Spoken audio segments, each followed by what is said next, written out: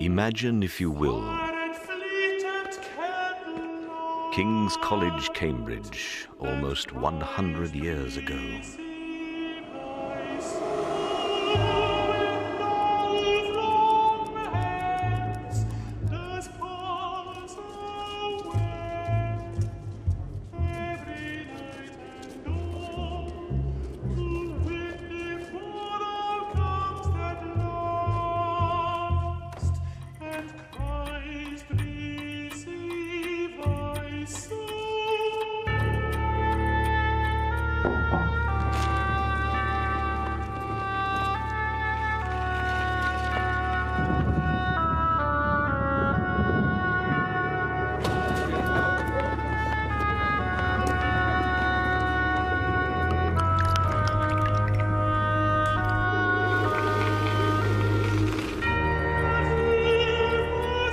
Every Christmas Eve has its ritual. Those invited make their way for the appointed time. Out of the darkness, while the master waits.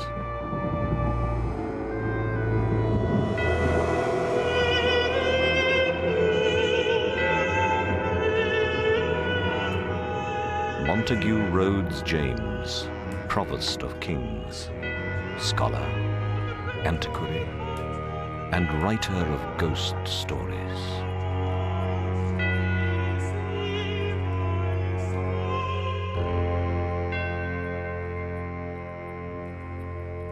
Recently, I was cataloguing the manuscripts in the library of Cambridge College. I reached the end of the numbered volumes on the shelves, and I asked the librarian whether there were any more papers which he thought I ought to include in my description. There was a tin box which was pulled out and dusted. Its label was faded, and on it was inscribed, "Papers of the Venerable Archdeacon Haynes, bequeathed in 1834 by his sister, Miss Letitia Haynes." I knew the name at once. I'd read his obituary in the Gentleman's Magazine years before. Archdeacon Haynes, who came to a very odd end at Barchester.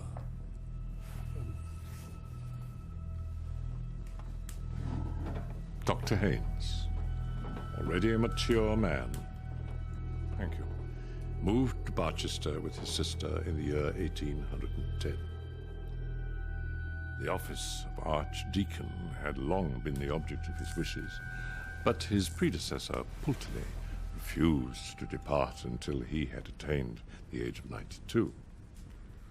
About a week after the celebrations of that 92nd birthday, Dr. Haynes hurried cheerfully into his breakfast room, rubbing his hands, humming a tune. He was greeted by the sight of his sister seated in her usual place behind the tea urn, but bowed forward and sobbing unrestrainedly into her handkerchief. What is the matter? What bad news? He began. "Oh, Johnny, you haven't heard. The poor dear Archdeacon." "The Archdeacon? Yes. Well, what is it? Ill, is he?" "Oh, no. They found him on the staircase this morning. It is so shocking." "It's possible? Dear. Poor Pulteney. Did he have a seizure?" "They don't think so," said Miss Haynes. "That is almost the worst thing about it. It seems to have been all the fault of that stupid maid of theirs, Jane." Dr. Haynes paused. "I don't quite understand, Letitia. How was the maid at fault?" "As far as I can make out," Miss Haynes said, "there was a stair rod missing, and she never mentioned it. And the poor Archdeacon Pulteney set his foot quite on the edge of the step. You know how slippery that oak is. And it seems he must have fallen almost the whole flight, broken his neck."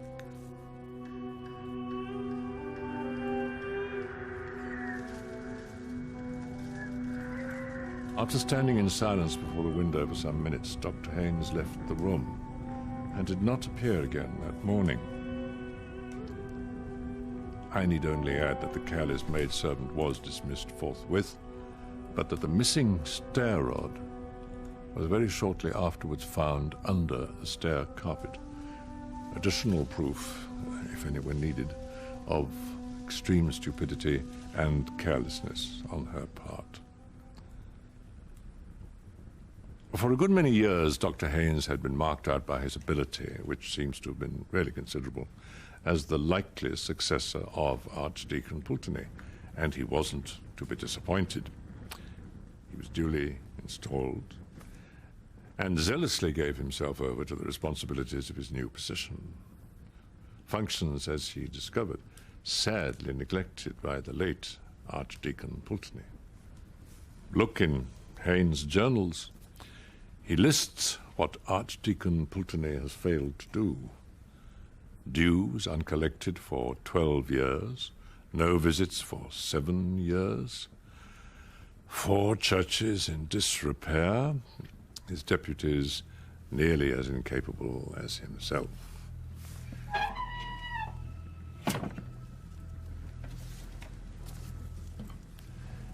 In his correspondence, Haynes calculates that a period of 3 years will just suffice to set the business of the archdeaconry upon a proper footing. And so it proved. Now he begins to take an interest in the fabric, the furniture, as in music.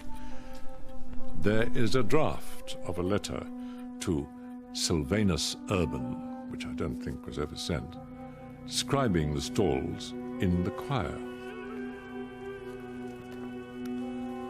The prayer desk at the east end is carved with 3 small but remarkable statuettes in the grotesque manner. One is an exquisitely modeled figure of a cat. Opposite to this stands a shape muffled in a long mantle.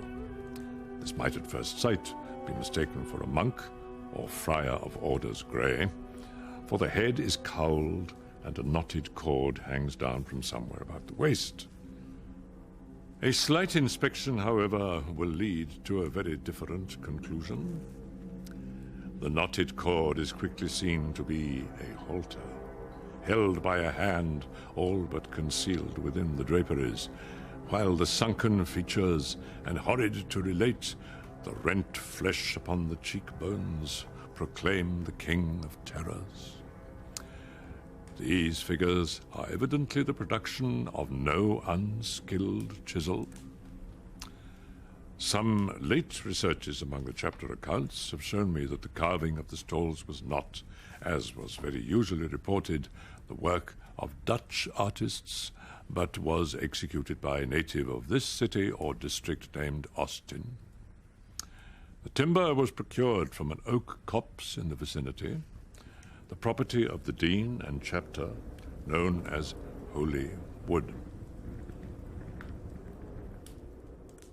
Upon a recent visit to the parish, Haynes writes, "I learned from an aged and respectable local some of the history of the oaks employed to furnish the cathedral with its stalls.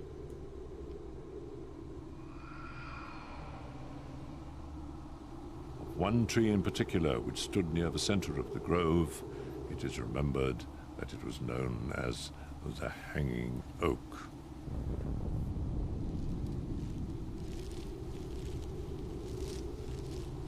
A quantity of human bones was found in the soil.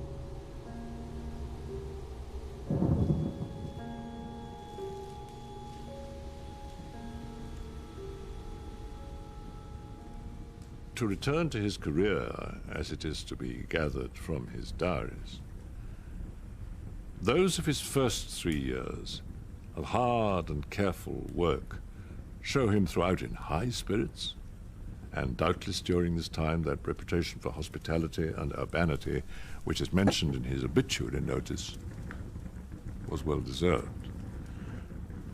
After that, as time goes on, I see a shadow coming over him, destined to develop into utter blackness, which I can only think must have been reflected in his outward demeanour. He commits a good deal of his fears and troubles to his diary. There was no other outlet for them. He was unmarried, and his sister was not always with him. But I am much mistaken if he has told all that he might have told. I shall give you, gentlemen, some extracts. August 30th, 1816. The days begin to draw in more perceptibly than ever. Now that the Archdeaconry papers are reduced to order, I must find some further employment for the evenings, hours of autumn and winter. It is a great blow that Letitia's health will not allow her to stay through these months. Why not go on with my defense of episcopacy? It may be useful. September the 15th. Letitia has left me for Brighton. October the 11th, 1816. Candles lit in the choir for the first time at evening prayers. It came as a shock. I find that I absolutely shrink from the dark season. November 17th, 1816. During the Magnificat, I was, I regret to say, almost overcome with sleep. My hand was resting on the back of the carved figure of a cat, which is the nearest to me of the three figures at the end of my stall. I was not aware of this, for I was not looking in that direction until I was startled by what seemed a softness, a feeling of rather rough and coarse fur, and sudden movement as if the creature were twisting round its head to bite me. The impression of the unpleasant feeling was so strong that I found myself rubbing my hand upon my surplice.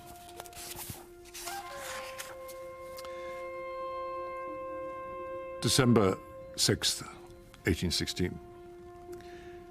I do indeed miss Letitia's company. The evenings after I've worked as long as I can at my defense of episcopacy are very trying. This house is too large for a lonely man. Visitors of any kind are too rare. I get an uncomfortable impression when going to my room that there is company of some kind. The fact is, I may as well formulate it to myself that I hear voices. This, I am well aware, is a common symptom of incipient decay of the brain. Work, diligent work, and a punctual attention to the duties which fall to me is my best remedy, and I have little doubt that it will prove efficacious. January 15th, 1817. I had occasion to come downstairs last night to my workroom for my watch, which I had inadvertently left on my table when I went up to bed. I think I was at the top of the last flight when I had sudden impression of a sharp whisper in my ear. Take care. I clutched the balusters and naturally looked round at once. Of course, there was nothing. After a moment, I went on. There was no good turning back, but I had, as nearly as possible, fallen. A cat, a large one by the feel of it, slipped between my feet. But again, of course, I saw nothing. It may have been the kitchen cat, but I do not think it was.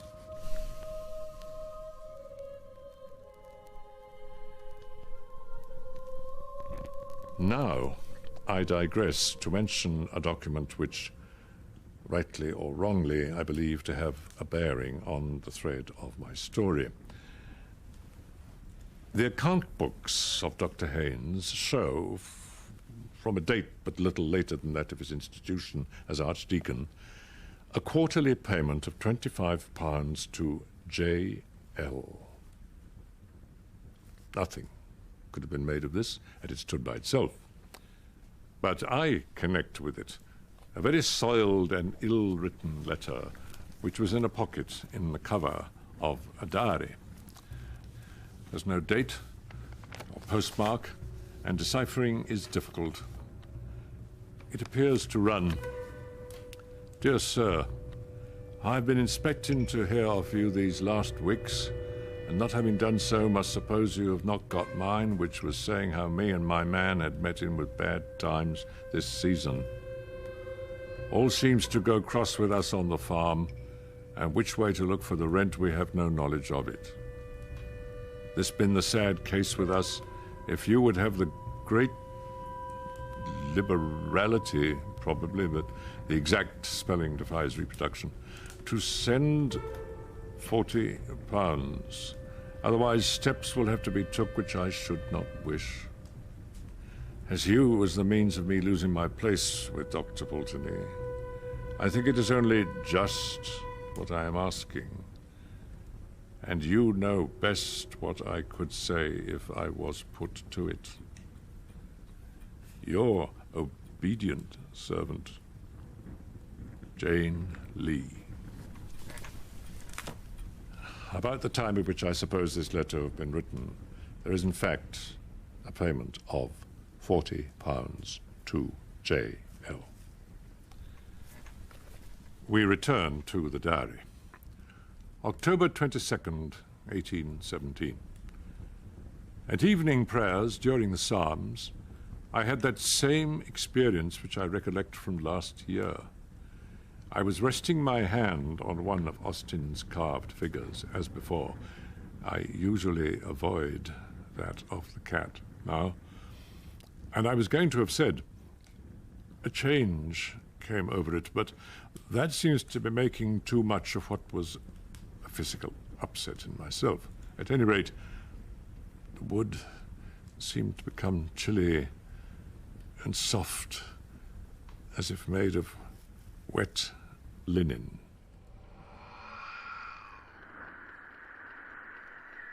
The whispering in my house was more persistent tonight. I seemed not to be rid of it in my room. A nervous man, which I am not, and hope I am not becoming, would have been very annoyed, if not alarmed, by it. The cat was on the stairs tonight. I think it sits there always. There is no kitchen cat.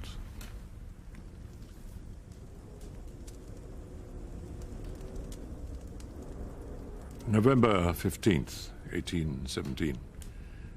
Here again I must note down a matter I do not understand. I have been much troubled in my sleep. No definite image presented itself, but I was pursued by the vivid impression that wet lips were whispering into my ear, very rapidly, over and over. After this, I suppose I fell asleep, but I was awakened with a start by a feeling as if a hand were laid on my shoulder. To my intense alarm, I found myself standing at the top of the lowest flight of the first staircase. The moon was shining brightly enough through the large window to let me see that there was a large cat upon the second or third step. I can make no comment. I crept up to bed again. I do not know how. Yes, mine is a heavy burden.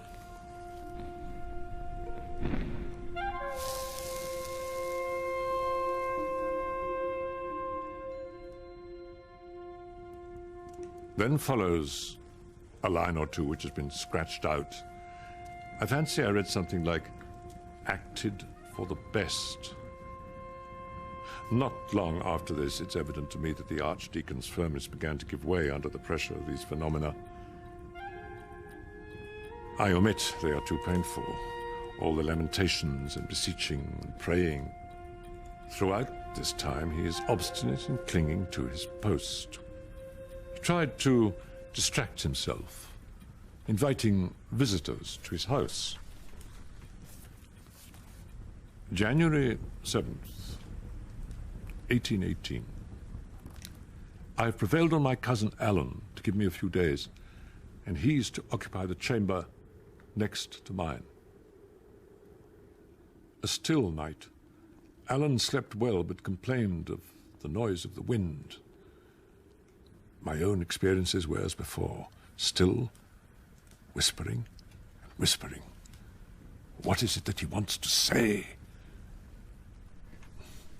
January 9th. Alan thinks this is a very noisy house. He thinks, too, that my cat is an unusually large and fine specimen, but very wild. January 10th, 1818. Alan and I in the library until 11. He left me twice to see what the maids were doing in the hall. Returning the second time, he told me that he'd seen one of them going through the door at the end of the passage, and said if his wife were here, she would soon get them into better order. I asked him what coloured dress the maid wore. He said grey or white. I supposed it would be so.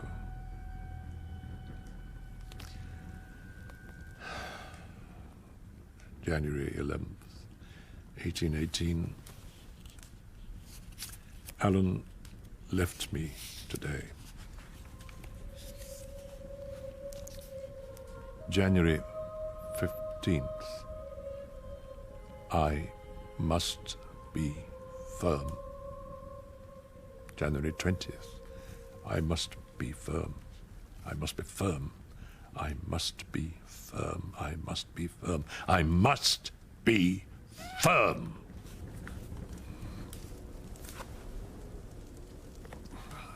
These words, I must be firm, occur again and again on subsequent days. Sometimes they're the only entry. They are in an unusually large hand. I must be firm. And dug into the paper in a way which must have broken the pen that wrote them. Apparently, the Archdeacon's friends did not remark any change in his behavior, and this gives me a high idea of his courage and determination. The diary tells us nothing more than I have indicated of the last days of his life.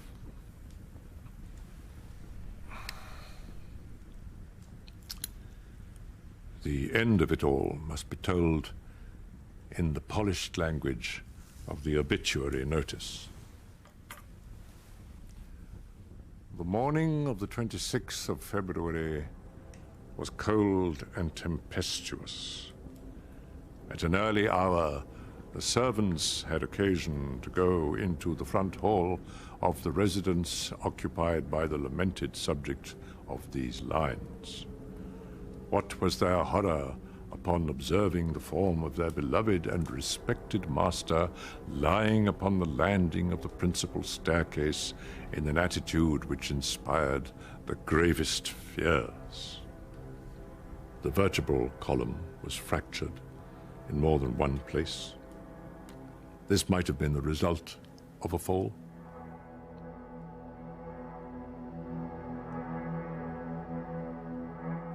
It appeared that the stair carpet was loosened at one point. But in addition to this, there were injuries inflicted upon the eyes, nose, and mouth, as if by the agency of some savage animal, which, dreadful to relate, rendered those features unrecognizable. The vital spark was, it is needless to add, completely extinct. I had already formed the conclusion that Dr. Haynes was responsible for the death of Dr. Pulteney. Haynes' ambition, the missing stair rod, the maid's dismissal, her demand for money, all point to to his guilty hand. But the incident connected with the carved figure of death upon the Archdeacon's stall was a very perplexing feature. My conjecture was that it had been cut out of the wood of the hanging oak. That might have been obvious enough, but also impossible to substantiate. However, I paid a visit to Barchester, partly with the view of finding out whether there were any relics of the woodwork to be heard of. I was introduced by one of the canons to the curator of the local museum. I told this gentleman of the description of certain carved figures and arms formerly on the stalls, and asked whether any had survived. He was able to show me the arms of Dean West and some other fragments. These, he said, had been got from an old resident who had once owned a figure, perhaps one of those which I was inquiring for. There was a very odd thing about that figure, he said. The old man who had it told him that he picked it up in a wood yard where he'd obtained the other pieces and had taken it home for his children. On the way home he was fiddling about with it, and it came in two in his hands, and a bit of paper dropped out. This he picked up and mounted on a card. The paper was quite legibly inscribed in old-fashioned script, and this is what was on it. When I grew in the wood, I was watered with blood. Now in the church I stand. Whoso touches me with his hand, if a bloody hand he bear, I counsel him to beware, lest he be fetched away either by night or day, but chiefly when the wind blows high on a night in February.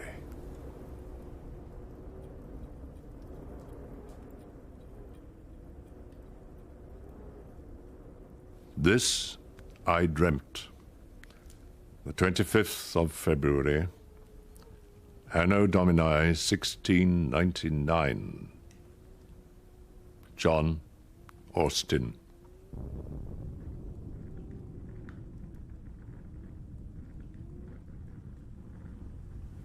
Oh, I suppose it's a charm or a spell, something of that sort, said the curator.